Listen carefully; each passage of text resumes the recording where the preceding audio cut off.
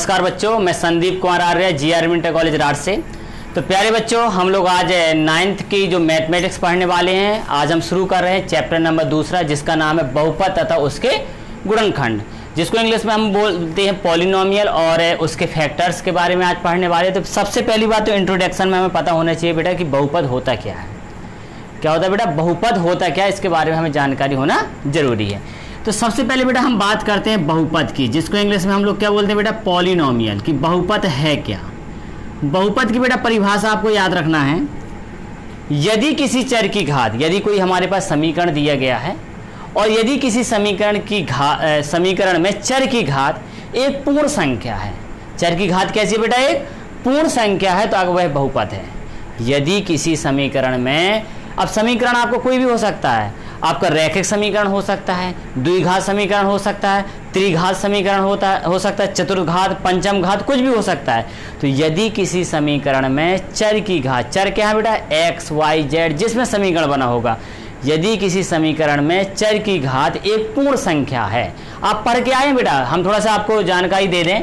आप लोग पढ़ के आए बेटा बेसिक क्लास में कि सबसे पहले तो आप लोग पढ़ के आए बेटा प्राकृतिक संख्या है, जिसको हम लोग बोलते हैं कौन सी, नेचुरल नंबर।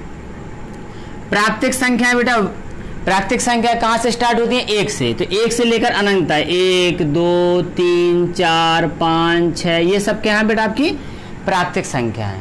प्राकृतिक संख्याओं के बाद आपने पढ़ा बेटा पूर्ण संख्या, होल नंबर जिनको बोलते हैं पूर्ण संख्या। तो पूर्ण संख्याएं कौन कौन सी होती हैं बेटा, जिसमें जीरो और शामिल कर दिया जाता है, 0 1 2 3 4 5, इस प्रकार ये क्या है बेटा पूर्ण संख्या है।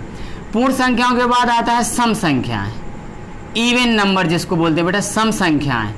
तो सम संख्याएं कैसी होती हैं, वे संख्याएं जो 2 से विभाजित होती हैं उन्हें हम सम संख्याएं कहते हैं। जैसे क्या है बेटा 2 4 6 8 10, इस प्रकार ये क्या होती है बेटा सम संख्याएं। इसके बाद आती है बेटा विषम संख्याएं। विषम संख्याएं क्या कहती हैं, जिनको ऑड नंबर बोलते हैं। वे संख्याएं जो 2 से विभाजित नहीं होती हैं, जो संख्या 2 से विभाजित होती है उन्हें हम सम संख्याएं कहते हैं, और जो संख्याएं 2 से विभाजित नहीं होती उन्हें हम विषम संख्याएं कहते हैं। तो विषम संख्याएं में कौन आती हैं, 1 3 5 7 9 11, इस प्रकार ये कौन सी संख्या है बेटा विषम संख्या। विषम संख्याओं के बाद आता है बेटा अभाज्य संख्याएं। कौन सी, अभाज्य संख्याएं। अभाज्य संख्याएं क्या होती है बेटा, वे संख्याएं जो स्वयं से करती हैं या स्वयं से करती हैं, किसी अन्य संख्याओं से नहीं करती है। स्वयं से कटेंगी या फिर 1 से कटेगी, 1 का भाग तो बेटा सब में चला जाता है।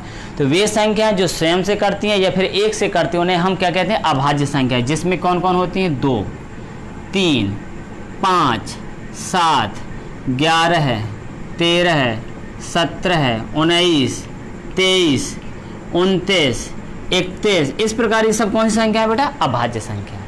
समझ में आ गया आपको। अभाज्य संख्याएं में वे संख्याएं जो स्वयं से करती हैं फिर 1 से करती हैं और किसी अन्य संख्या से नहीं करती हैं, 2 3 5 7 11 13 17 19 23 29 31, इस प्रकार है। लेकिन बेटा इसी में कभी कभी पूछ दिया जाता है सम अभाज्य। कौन सी बेटा, सम अभाज्य। अगर सम अभाज्य की बात की जाए तो सम अभाज्य संख्या हमारे पास मात्र कौन है, 2। सम अभाज्य संख्या मात्र कौन है, 2।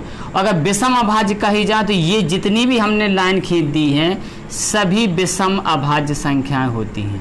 विषम अभाज्य संख्याएं, ये बेटा आपको याद रखना है। सम अभाज्य केवल आपके पास 2 है, विषम अभाज्य में सब संख्या है। फिर इसके बाद आगे बेटा थोड़ा सा आपको जानकारी के लिए बता दें पूर्णांक। पूर्णांक आपके पूर्णांक कौन कौन से होते हैं, जैसे 0 है, 1 2 3 4 5, इस प्रकार ये आपके पूर्णांक। यहाँ पर आपके माइनस में भी हो सकते हैं, -1 -2 -3 डॉट डॉट। तो ये पूर्णांक है बेटा, जो धनात्मक संख्याएं, ऋणात्मक संख्याएं और शून्य से मिलकर जो बनते हैं उन्हें हम क्या कहते हैं पूर्णांक। अब इसमें देखो भाग देखिए, ये आपका इतना हिस्सा अगर देखा जाए तो ये ऋणात्मक पूर्णांक है। कौन सा पूर्णांक है, ऋणात्मक पूर्णांक बेटा। अगर इस साइड बात की जाए तो ये हमारा कहलाता है धनात्मक पूर्णांक। धनात्मक पूर्णांक कहलाता है, और ये आपका कहलाता है शून्य। तो ये बेटा हम लोगों ने जानकारी थोड़ा सा बेसिक पढ़ा कि होता क्या है, बहुपद होता क्या है। सॉरी, बहुपद से पहले हमने प्राकृतिक संख्याएं, पूर्ण संख्याएं, सम संख्या, विषम संख्या, अभाज्य संख्या, फिर अभाज्य में सम अभाज्य और विषम अभाज्य, पूर्णांक आपके धनात्मक संख्या, ऋणात्मक संख्या, शून्य से मिलकर संख्याएं जो बनती हैं उन्हें हम पूर्णांक कहते हैं। तो आपने ऋणात्मक पूर्णांक जिनमें ऋण लगा होगा, धनात्मक पूर्णांक जिनमें धन लगा होगा, शून्य पूर्णांक जिनमें अकेला जीरो है। अब बेटा हम बात करते हैं बहुपद। बहुपद में हमने क्या बताया कि जो हमारी चर की घात है, किसकी घात बेटा? चर की घात कैसी होनी चाहिए? पूर्ण संख्या। अब चर की घात बेटा पूर्ण संख्या होनी चाहिए, अर्थात कौन कौन हो सकता है चर की घात? आपका 0 हो सकता है, 1 हो सकता है, 2 हो सकता है, 3, 4, 5। अगर चर की घात पूर्ण संख्या है तो वह हमारा बहुपद है। क्या है बेटा? बहुपद है। और यदि हमारे पास चर की घात कभी भी भिन्नात्मक आ जाए, कैसी आ जाए बेटा? भिन्नात्मक, जैसे 1/2, 3/2, 5/3, कुछ भी आ जाए, या फिर हमारी वो संख्या कैसी आ जाए? ऋणात्मक आ जाए। ऋणात्मक का मतलब कैसे? -1 हो जाए, -2, -3, यहाँ लिख के दे रहे, चलो ऋणात्मक में -1, -2, -3, अगर ये संख्याएं आ जाता है तो फिर वो बहुपद नहीं है। क्या होता है बेटा? बहुपद नहीं है। आपको इतना क्लियर करना। केवल आज हम एक ही टॉपिक पढ़ेंगे, बहुपद, बस। पढ़ने को तो 1 घंटे में हम बहुत कुछ पढ़ सकते हैं, लेकिन पहले हमने आपको ये कुछ बेसिक जानकारी बताई। बहुपद बता रहे हैं यदि चर की घात, अब चर हमने बताया था कुछ भी हो सकता है, इस चर की जगह आपका जिसमें समीकरण होगा x, y, z, p, q, r, किसी में भी समीकरण हो सकता है, ये हमारे चर कहलाते हैं। यदि चर की घात कैसा बेटा? एक पूर्ण संख्या है। पूर्ण संख्या हमने आपको बताया कौन कौन सी हो सकता है, आपका 0 हो सकता है, 1, 2, 3, कुछ भी है, तो वो हमारा क्या होता है? बहुपद है। बहुपद है। और यदि हमारे पास क्या है बेटा?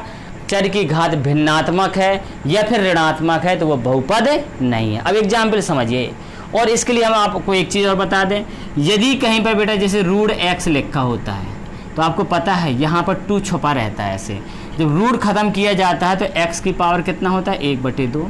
यदि कहीं पर बेटा घनमूल x लिखा होता है, यहाँ पर 3 है, तो यहाँ पर x की पावर कितना हो जाता है? 1/3। अगर चतुर्थ मूल होगा तो उसकी जगह क्या आ जाएगा? 1/4 आ जाएगा। अब हम बेटा बात करते हैं बहुपद के लिए। एग्जाम्पल नंबर पहला, एग्जाम्पल पहला क्या दिया गया बेटा? एग्जाम्पल पहले में है, अगर हमारे पास है बेटा x² + 5x + 6। अब ये बताइए आप लोग, यदि वहां पर समीकरण भी हो सकता है, बहुपद भी हो सकता है। अब देखिए बेटा, बहुपद आपका क्या है?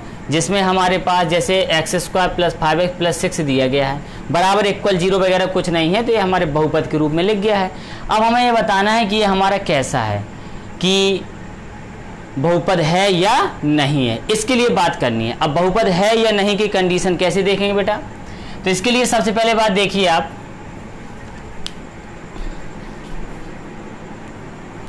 तो जिसमें अगर हम बात करते हैं बेटा इसमें, तो अगर हमने क्या कहा था आपसे? चर की घात।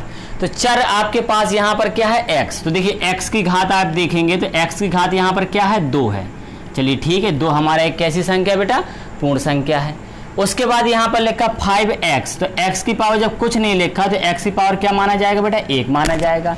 तो जो इसकी घातें हैं वो कैसी हैं? 2 है और 1 है, और ये अचर राशि है। अगर इसको आप बदल के लिख भी देंगे तो आप इसको क्या लिख पाएंगे? x² + 5x + 6, और क्या इसको x की पावर 0 नहीं लिख सकते हैं? क्यों? क्योंकि अगर आप इसको चाहते तो 6 × 1 कर सकते थे, और किसी भी संख्या में 0 पावर चढ़ी हो तो उसका मान 1 होता है। ये भी आपको याद रखना बेटा। कहीं पर भी अगर हमारे पास एक नोट आप लोग याद रख लीजिए, अगर हमारे पास x की पावर 0 है तो उसका मान 1 रहेगा, अगर 100 की पावर 0 है तो उसका मान भी 1 रहेगा, चाहे लाख के ऊपर 0, करोड़ के ऊपर 0 घात चढ़ी तो उसका मान 1 ही होता है। तो यहाँ पर हमने क्या बेटा पढ़ा कि आपने देखा 2 घातें हैं, 1 घात है, यहाँ पर 0 घात, वो समझाने के लिए हमने बना दिया, वैसे बनाने की आवश्यकता नहीं है, आप समझ जाएंगे तो फिर लिखने की आवश्यकता नहीं है। तो ये हमारा बहुपद है। क्या बेटा? बहुपद है। क्यों? क्योंकि जो ये घातें हैं, 2 घात, यहाँ पर कोई घात नहीं चढ़ी तो 1 मानी जाएगी, और ये 0 घात चढ़ी है, सभी क्या है? पूर्ण संख्याएं हैं, अतः ये बहुपद है। अगला एग्जाम्पल देखते हैं बेटा। अब हमारे पास लिखा हुआ है x² + √5x + 6, या प्लस कुछ भी, 3 कुछ भी लगा दिया। अब यहाँ बात करिए, देखो x में कितनी घात चढ़ी हुई हैं? 2। चलिए ये तो हमारी कैसी है? पूर्ण संख्याएं हैं। फिर x को ही देखना और किसी को नहीं देखना। फिर से हमारे पास बेटा x लिखा हुआ है, ये x हम देखो पुनः लिख दे रहे हैं, ये x है, इसमें कोई घात नहीं तो 1 घात मानी जाए, ये 2 घात है, ये 1 घात है, अतः ये हमारे भलाई इसमें रूट चढ़ा है, इससे मतलब नहीं, हमें किससे मतलब बेटा, x से। x में 2 घातें हैं, x में 1 घात है, अतः ये हमारा बहुपद है। क्या है बेटा, बहुपद है। नेक्स्ट देखते हैं, अगर एक एग्जाम्पल हमने ऐसा बना दिया बेटा, x की power 2 plus 5 root x plus 3, बस यहां कहानी बिगड़ गई हमारी। क्यों? क्योंकि अब हमने रूट 5 में ना करके रूट हमने किस में चढ़ा दिया, x में। 5 में चढ़ा रहता तो उससे हमें कोई प्रॉब्लम नहीं हो रही है। प्रॉब्लम तो हमें होनी है किससे बेटा, चर से। और चर की घात देखी जाएगी, अगर आप इसको चेंज करके लिखेंगे तो ये x की पावर 2 रहेगा प्लस 5 रहेगा, और x की पावर जब रूट खत्म करते तो हमने आपको सिखाया था 1/2 रहेगा। x की पावर कितना हो गया, 1/2 और प्लस रहेगा 3। अब आपको बताया था यदि चर की घात कैसी है, भिन्नात्मक है या फिर ऋणात्मक है तो बहुपद नहीं है। अर्थात ये घात हमारी कैसी आ गई बेटा, भिन्नात्मक। भिन्न की है कि नहीं है, 1/2 ये भिन्न बन गई है, अतः ये हमारा बहुपद नहीं है, बहुपद नहीं है। क्लियर हो गया बेटा, ये हमारे पास अभी रूट x में चढ़ गया इसलिए बहुपद नहीं है, रूट 5 में चढ़ा है तो उससे मतलब कुछ नहीं। अगर आप इसमें रूट 5 कर भी दो तो रूट 5 से कोई मतलब नहीं है। किसके कारण बहुपद नहीं है, केवल x में रूट चढ़ा है इसके कारण बहुपद नहीं है। और देखिए अगला एग्जाम्पल, जैसे हमने लिख दिया बेटा x² प्लस 1/x, जरूरी नहीं कि स्क्वायर ही होगा, 3 पावर कर दीजिए, x² x power 3 plus x² plus 1/x plus 2, कुछ भी ऐसे लिख दिए।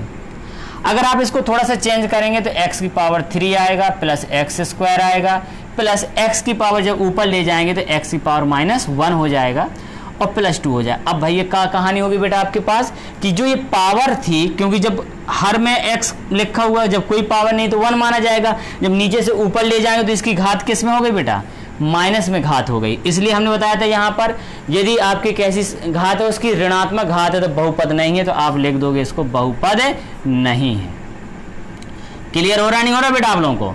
आपने सीख लिया बहुपद है या नहीं। कैसे, चर की घात देखिए आपने मात्र बस यहाँ पर आपने देखा 2 घात थी x की, 1 घात थी, 0 घात थी, बहुपद है। यहाँ पर आपने देखा x में 2 घात है, x में 1 घात है, बहुपद है।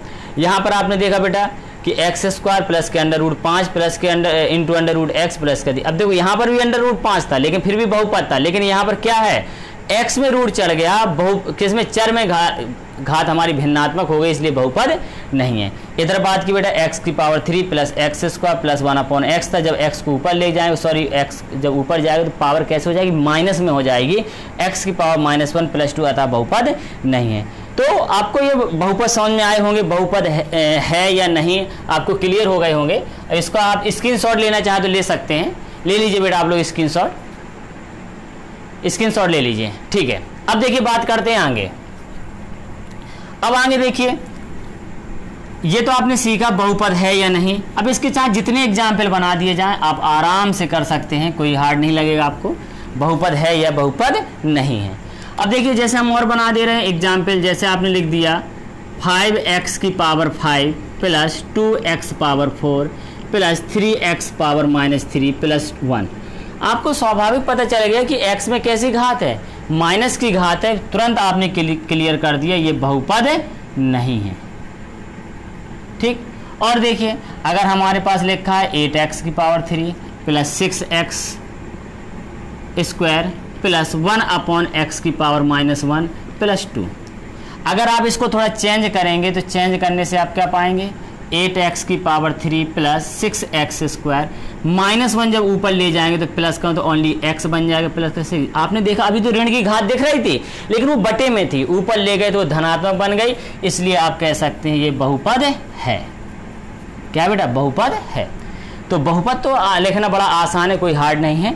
और देखिए जैसे हमने लिख दिया बेटा x² plus root 3x plus root 6x, root इनमें चढ़ा रहा है, इनसे हमें कोई लेना ही देना नहीं है, हमें तो लेना देना किससे बेटा, x में नहीं होना चाहिए। x तो हमारे पास ठीक है ना, घात कैसी, पूर्ण संख्या, अतः ये बहुपद है, ये हाँ कह देंगे। लेकिन यही में अगर हम परिवर्तन कर देते हैं कि x² प्लस घनमूल x कर दिया और प्लस 3 लिख दिया, तो अब अगर आप इसको चेंज करते हैं तो आप इसको लिख पाते हैं x² घनमूल खत्म करेंगे तो x की पावर हो जाएगा 1/3 प्लस का 3, तो ये हमारा बहुपद नहीं है, ठीक है बेटा। तो आज हम लोगों ने केवल इतना ही सीखना है, थोड़ा सा हमने आज स्टार्ट किया और ज़्यादा नहीं, एकदम से आप जितना पढ़ते जाएं उसको अगर आप नोट करते जाएंगे तो बहुत अच्छा रहेगा बेटा। तो केवल आप आज केवल और केवल आपने सीखा, आज बहुपद सीखा, और अन्य वीडियो भी आ रहे हैं, आप उनके माध्यम से आप फर्स्ट लेसन पढ़ रहे हैं। आज हम लोगों ने सेकंड लेसन शुरू किया, तो बेटा इनको लगाते रहिएगा, ठीक है बेटा। तो आप इनको नोट करिए, सभी लोग एनसीईआरटी की बुक खरीद लेंगे और घर में अध्ययन जरूर करते रहिएगा। घर पर रहिए, सुरक्षित रहिए, धन्यवाद।